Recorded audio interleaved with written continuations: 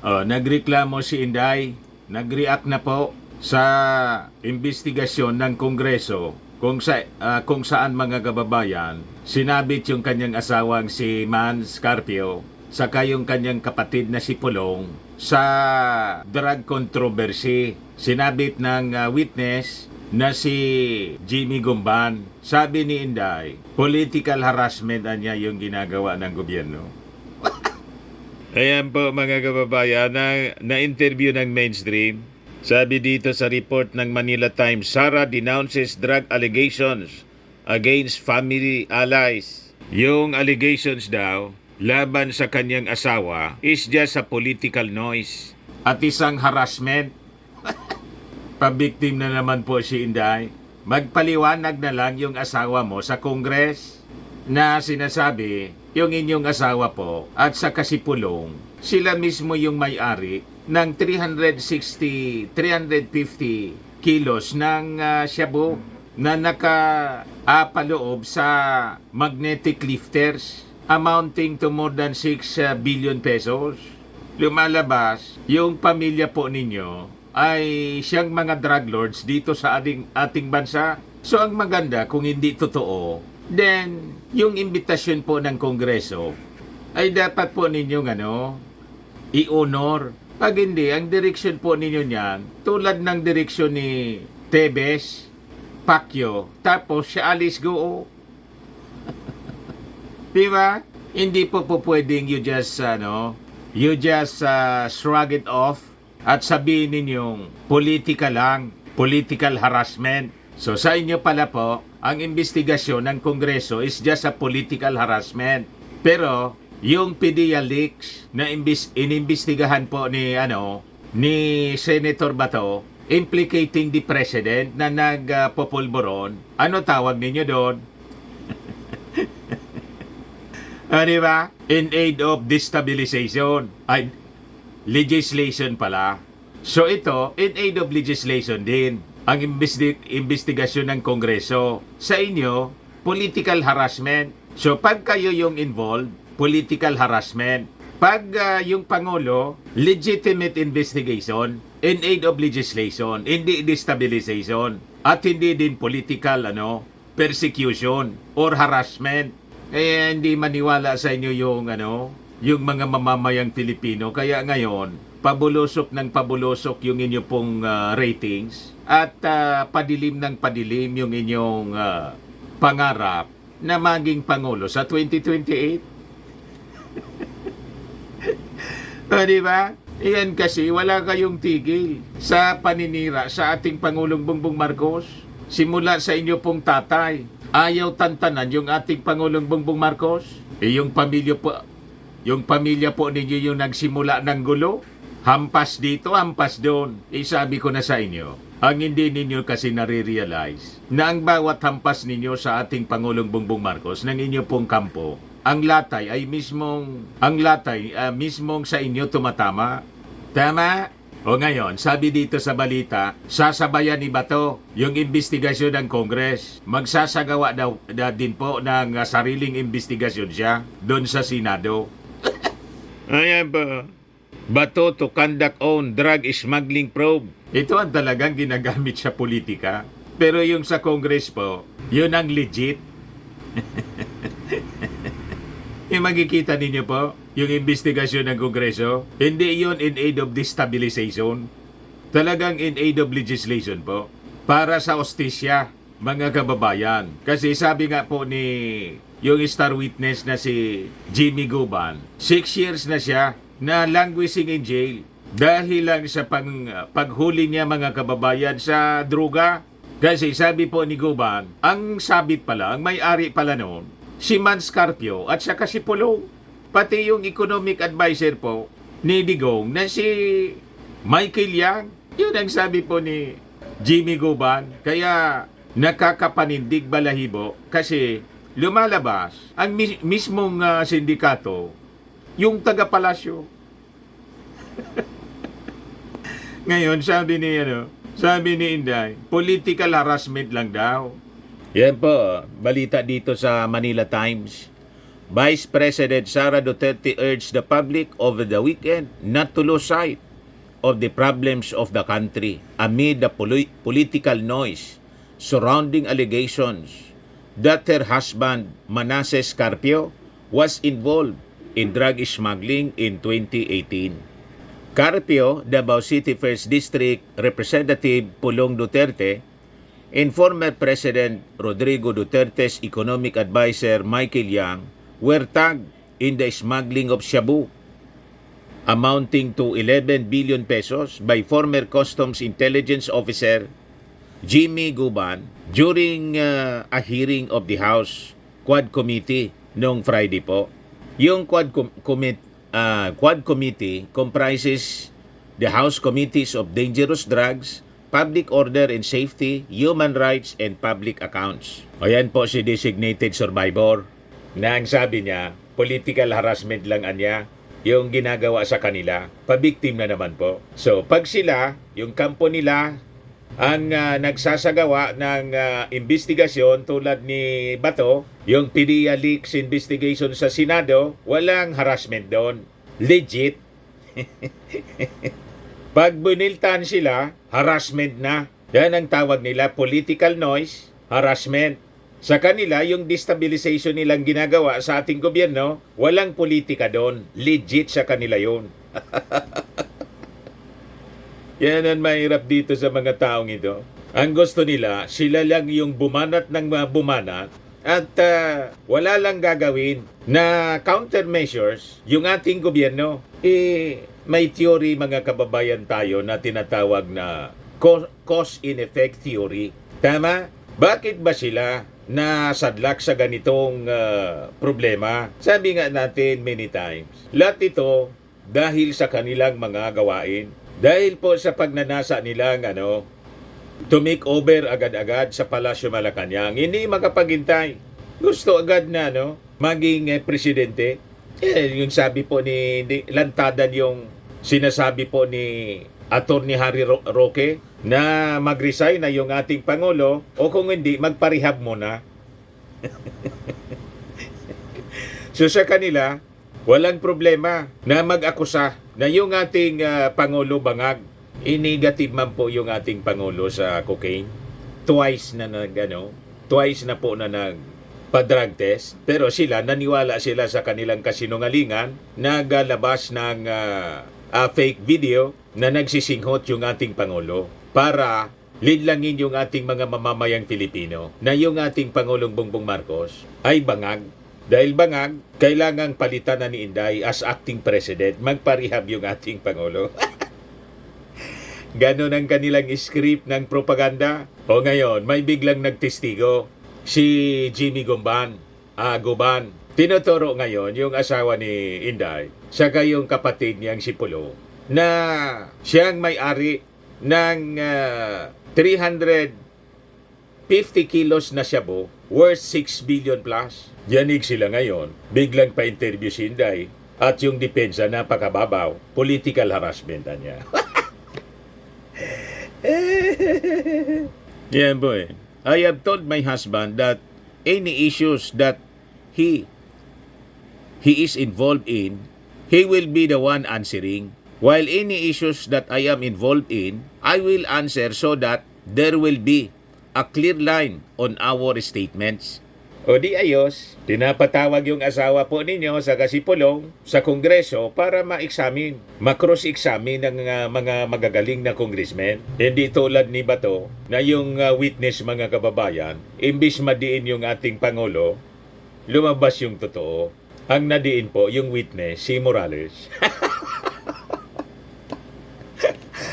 Fake nga mga kababayan yung document. Hindi na yung pinagpatuloy ni Bato yung investigasyon. Tapos ngayon, magsasabi si Bato, mag-iimbestiga din daw siya. Magpi-privilege speech yata sa next week. O di mag-privilege speech ka, tingnan natin kung ano gagawin ng leadership ng Senado kung papagamit sa politika ninyo. Di ba? Mamaya mga kababayan, ibigay ko sa inyo yung sinasabi ni Bato de la Rosa.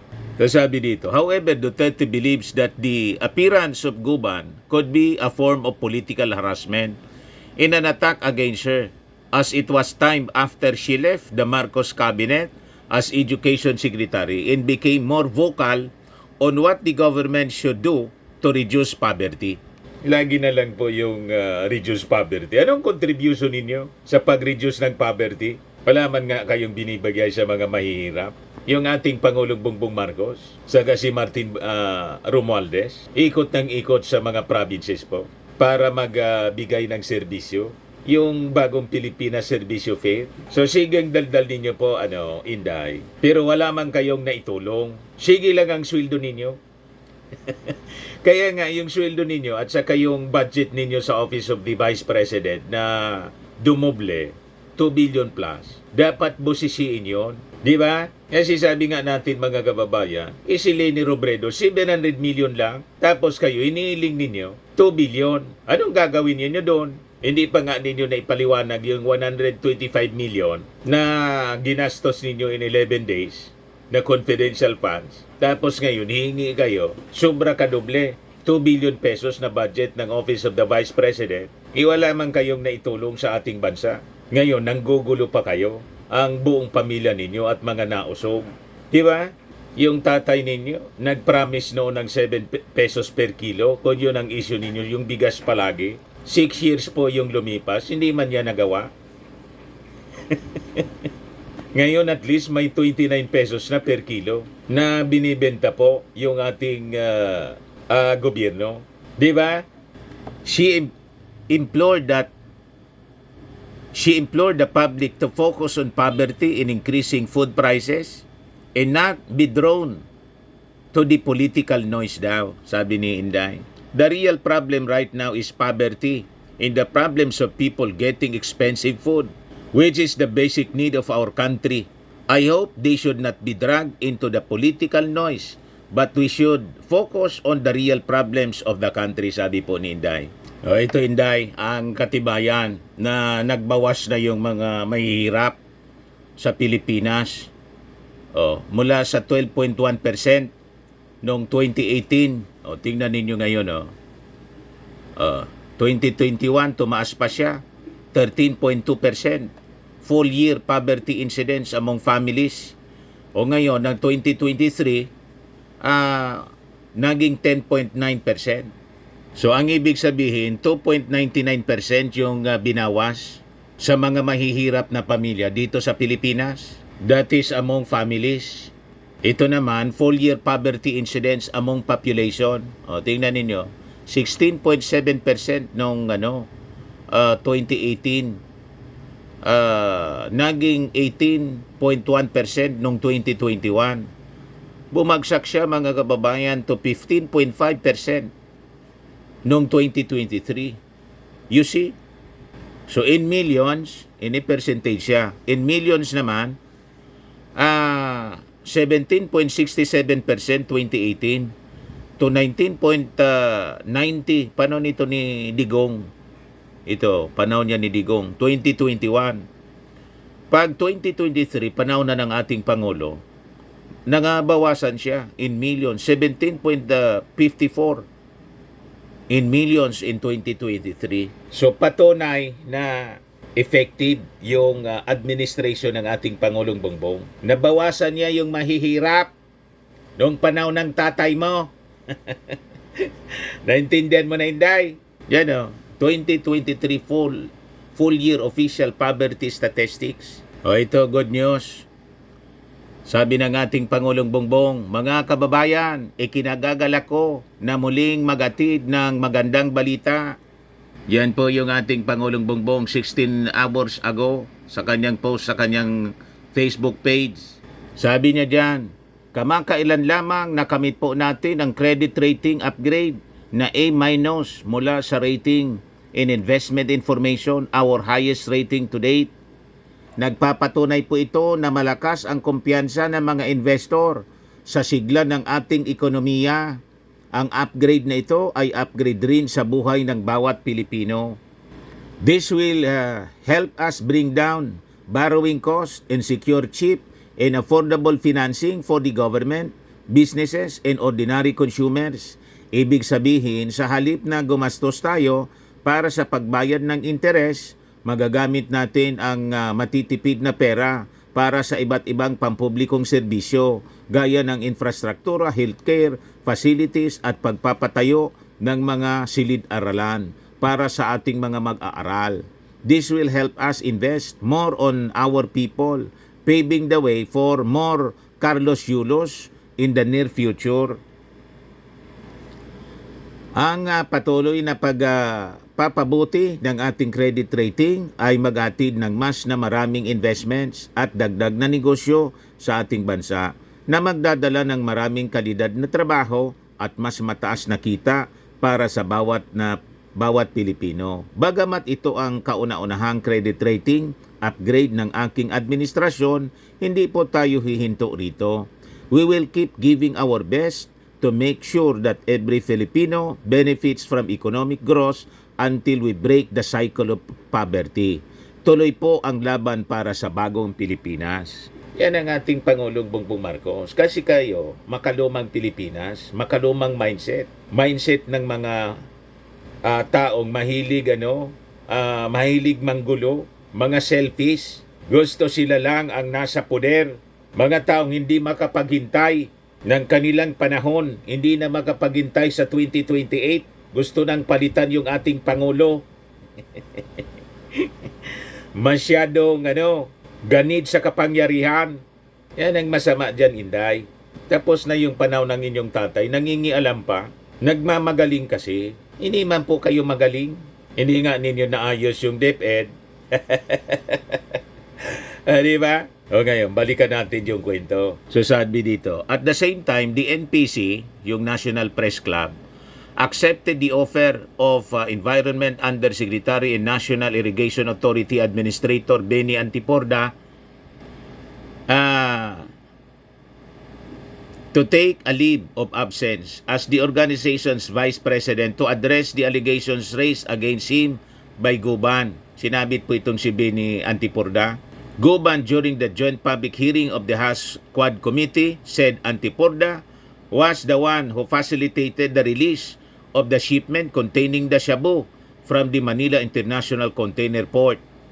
The NPC, as one of the oldest media organization in the country, joins the quest for truth and calls for a resolution based on facts and without bias. Meanwhile, Quad Committee Overall Chairman and House Dangerous Drugs Panel Head, Congressman Robert H. Barbers, stressed that while they were surprised at the allegations Guban made during the hearing, they would still weigh the credibility of his testimony. So sabi po niya, very fair po yung mga congressmen natin. Kaya sila po nagulat.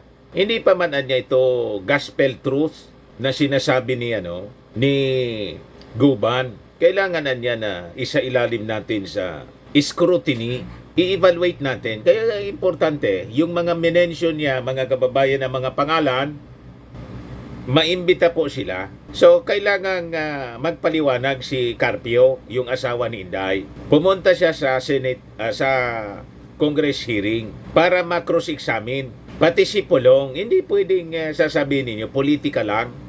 Yan ang problema sa inyo Kaya nga si Digo, dapat sa kanya, voluntary, isubmit niya yung kanyang sarili sa ICC para ma-defend niya yung kanyang sarili.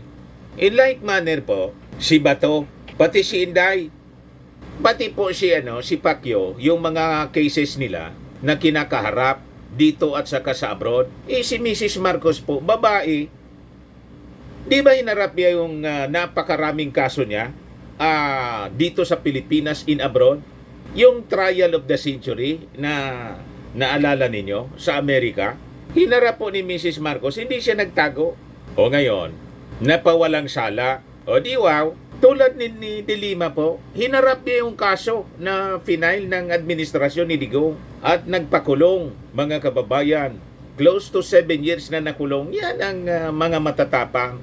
Pero ito pong grupo ng mga nausog, sina Digong, si Pacquiao, nagtatago po. Sabi nila, mga maiisog sila. Talo pa po ni GMA. Si GMA nagpakulong. si Estrada, pati si Jinggoy, si Bong Revilla, lahat ito nagpakulong. Pero yung mga nagsasabing mga matatapang sila, maiiso, wala. Si Tebes, si Bantag, nagsipag-disappear.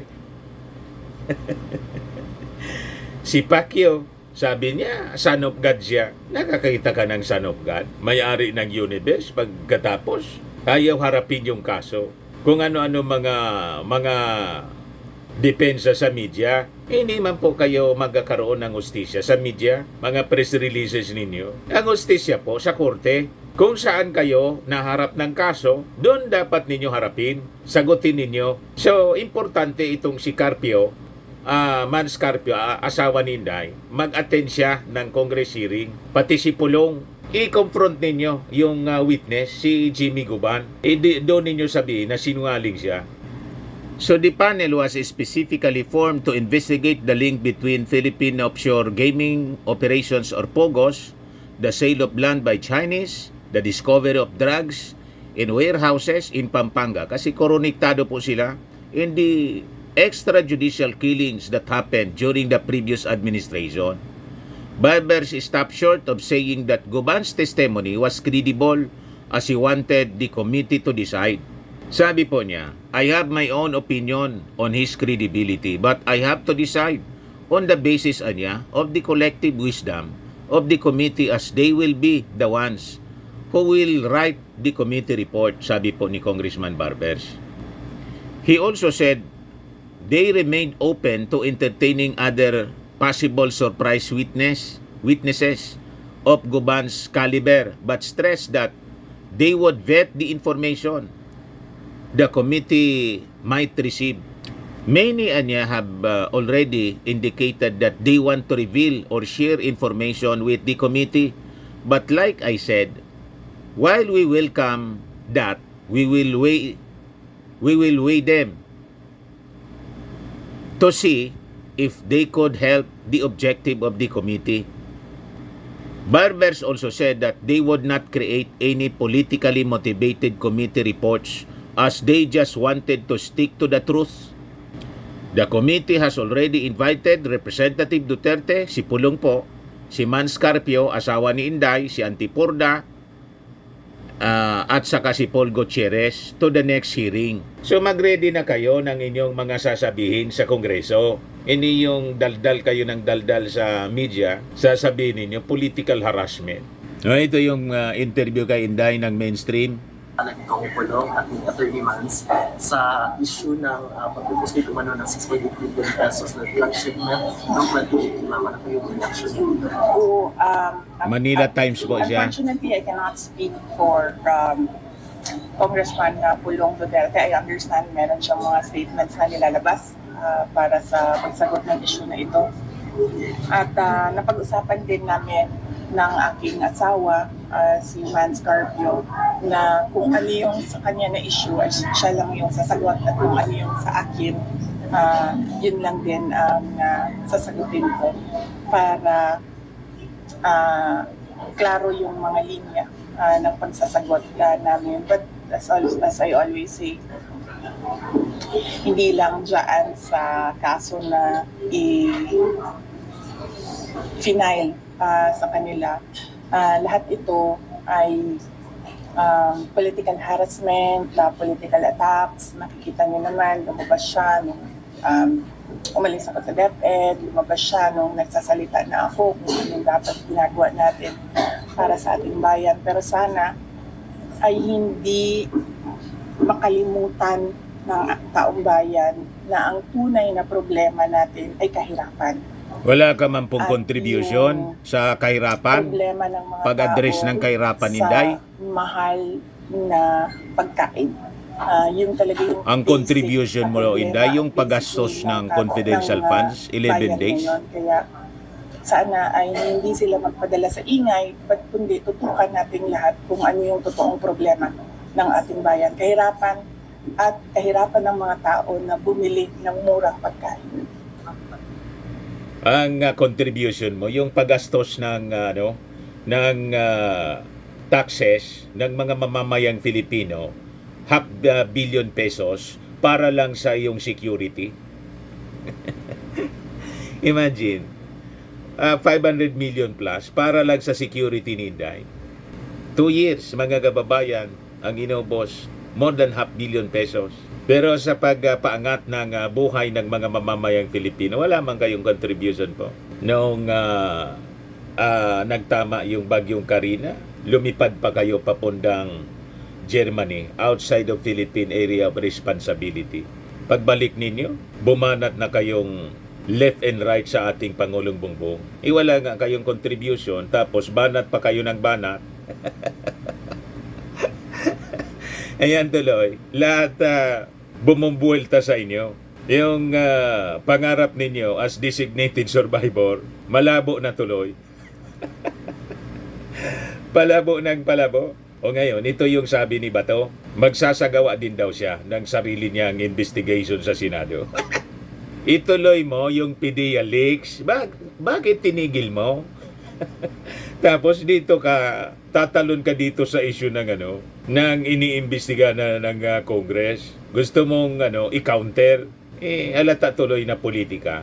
Political survival po ninyo. Ginagamit ninyo yung Senado at yung taxes ng mga mamamayang Filipino, pati pasweldo sa inyo para sa political survival ninyo. Huwag kami Bato. Yan ang sabi niya. Bato to conduct on drug smuggling probe. Wala, sirang-sira na itong si Bato. Malamang matalo na to. Hindi na to iboboto ng ating mga mamamayang Filipino. Based sa pinakang latest survey, RPMD, number 16 na lang po si Bato. Hindi na makapasok sa Magic 12. Number 16, so sabi dito sa Philippine Star, coming to the defense of the family, Duterte family, Senator Bato de la Rosa is planning to launch an investigation parallel to the one by a House panel wherein former Bureau of Customs Security Officer linked Davao City Representative Pulong Duterte and Vice President Sara Duterte's husband Manasseh Carpio to the smuggling of illegal drugs. So magpa-file daw siya ng resolution next week. Sabi niya, if I don't get blocked, if my resolution does not get hijacked, I will file a resolution next week to investigate what a convicted customs officer is saying. So may pauna na siyang salita na baka harangin ng kanyang mga kasama. Di ba? Malamang kasi yung motibo po ninyo, political. O, di ba? Hindi man po para sa bayan, kundi para sa pamilya Duterte. Gano'n naman talaga kayo po. Pati si Robin Padilla, yung mga kaalyado ninyo, hindi man para sa bayan. Mas matimbang pa sa inyo yung sarili ninyo at mga kaibigan ninyo. Si Pacquiao, doon kayo Pero ang masama, nagsisweldo kayo sa taxes namin. Yan ang masama dyan As what he meant by hijack, sabi po niya sa interview ng DWIC, that it meant having his resolution referred to other Senate committees that would only sit on it. That's what I'm paying attention now. Malamang po, kasi hindi na kayo makapag-handle ng committee yan, na investigation, na fair. Laging may political color. Yung una, in aid of destabilization. Tapos hindi man ninyo pinagpatuloy na. Kasi sabi nga natin, imbis masiraan yung Pangulo, lalo na pumugi. Kaya inaway siya ni Marlica kasi hindi sumang-ayon sa script. Binakbaka ni Marlica po. Nagalit si Bato. Nagawa yung dalawa. Iyan kasi po, pag masama yung intensyon, yun ang inaabot. De la Rosa said he was wondering why Guban raised his allegations only now. It is obviously scripted and unbelievable. De la Rosa said, referring to Guban's house testimony, he is convicted criminal involved in drug trafficking. Now that he has been convicted and now locked up in the NBP, he made story with these names he mentioned. It is very unbelievable. The way Guban talk, I am a retired PNP investigator. I can really see in a person's speech if what he's saying was true. Wala na po, Senator Bato. Sirang-sira na yung credibility po ninyo. Wala nang maniwala, kundi kayo-kayo na lang.